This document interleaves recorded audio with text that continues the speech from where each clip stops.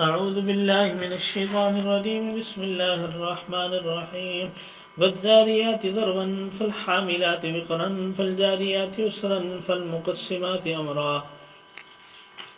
إنما توعدون لصادق وإن الدين لواقع والسماء ذات الحبك إنكم لفي قول مختلف يؤفك عنه من أفك قتل الخراصون الذين هم في غمرة ساهون يسألون أيان يوم الدين يوم هم على النار يفتنون ذوقوا فتنتكم هذا الذي كنتم به تستعجلون إن المتقين في جنات وعيون آخذين ما آتاهم ربهم إنهم كانوا قبل ذلك محسنين كانوا قليلا من الليل ما يهدعون وبالأسحار هم يستغفرون وفي أموالهم حق للسائل والمحروم وفي الأرض آيات للموقنين وفي أنفسكم أفلا تبصرون وفي السماء رزقكم وما توعدون فورب السماء والأرض إنه لحق مثل ما أنكم تنطقون هل أتاك حديث ضيف إبراهيم المكرمين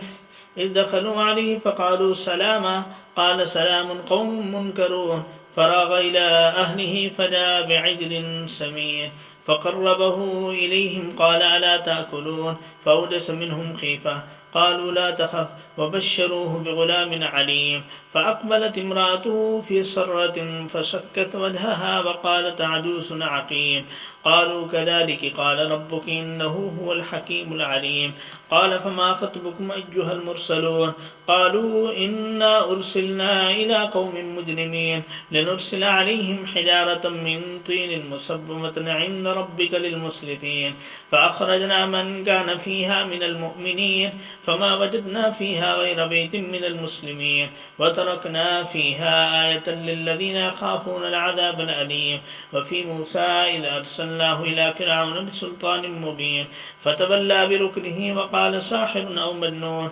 فأخذناه وجنوده فنبذناهم في اليم وهو مليم وفي عاد إذا أرسلنا عليهم الريح العقيم ما تذر من شيء أتت عليه إلا جعلته كالرميم وفي ثمود إذ قيل لهم تمتعوا حتى حين فعتوا عن أمر ربهم فأخذتهم الصاعقة وهم ينظرون فما استطاعوا من قيام وما كانوا منتصرين وقوم نوح من قبل إنهم كانوا قوما فاسقين والسماء بنيناها بعيد وإنا لموسعون والأرض فرشناها فنعم الماهدون ومن كل شيء خلقنا زوجين لعلكم تذكرون ففروا إلى الله إني لكم منه نذير مبين ولا تجعلوا مع الله إلها آخر إني لكم منه نذير مبين كذلك ما أتى الذين من قبلهم من رسول إلا قالوا ساحر أو مجنون أتواصوا به بل هم قوم طاغون فتول عنهم فما أنت بملوم وذكر فإن الذكرى تنفع المؤمنين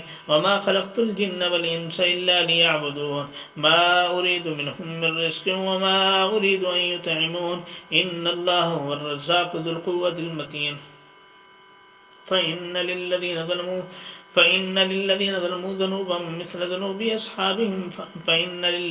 ذنوبا مثل ذنوب أصحابهم فلا يستعجلون فويل للذين كفروا من يومهم الذي يوعدون